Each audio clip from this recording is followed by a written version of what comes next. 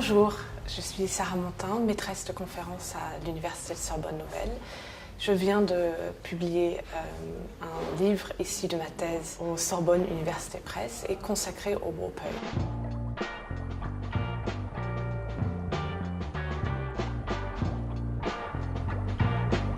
Ce sont les 12 ou parfois les 16 poètes combattants de la Première Guerre mondiale qui ont été les plus reconnus, ceux qui sont passés à la postérité sur à peu près 2000 poètes qui ont écrit sur la guerre.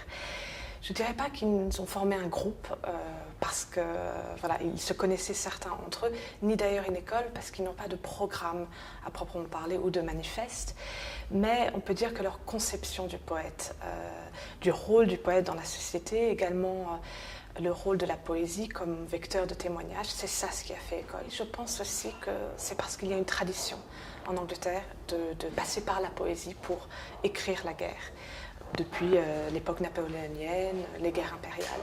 Mais c'est également que c'est le médium en fait de la poésie qui permet une immédiateté, une sorte d'écriture de l'instant, d'écriture du moment et de la révélation du moment. Le regard a beaucoup changé entre la poésie de guerre du 19e, écrite en fauteuil par des poètes comme Kipling, Tennyson, et le regard des poètes qui sont directement dans les tranchées, donc des témoins directs de la guerre. Donc leur regard est fondé sur une expérience directe de la guerre, donc pas un regard très positif, mais on ne peut pas vraiment parler de dénonciation de la guerre en soi, plutôt d'une dénonciation de la conduite de la guerre, donc dénonciation de la hiérarchie militaire, dénonciation des civils, et bien sûr déploration des morts et de cette guerre absurde, mais aussi, d'un autre côté, et c'est pour ça que c'est un regard ambigu, célébration du combat et des hommes qui la font. C'est une postérité immense, vraiment. Si on peut demander aux élèves d'un lycée, par exemple, ils connaissent tous le nom de Wilfrid Owen, qui est un peu comme notre Rimbaud national. C'est le poète rebelle, protestataire.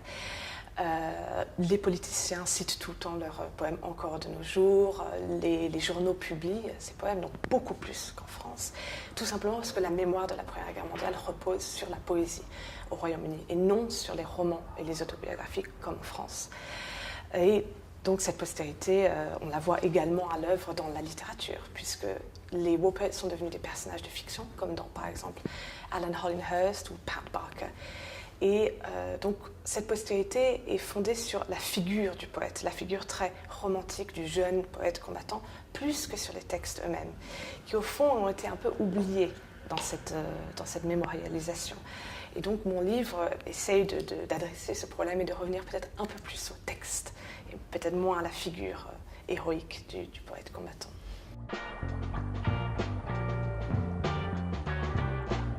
Oui, il y avait un vide. Comme d'habitude, il y avait deux traductions quand même de Wilfrid Owen et Siegfried Sassoon, les plus connus, au Royaume-Uni comme en France. D'ailleurs, ils avaient déjà été traduits par Xavier Anotte et Emmanuel Malherbe respectivement, mais on a traduit les deux poètes les plus anti-bellicistes, pourrait-on dire. J'ai voulu traduire d'autres poètes qui ont montré justement ce regard ambigu dont je vous parlais, qui à la fois déplorait la guerre et célébrait ses beautés.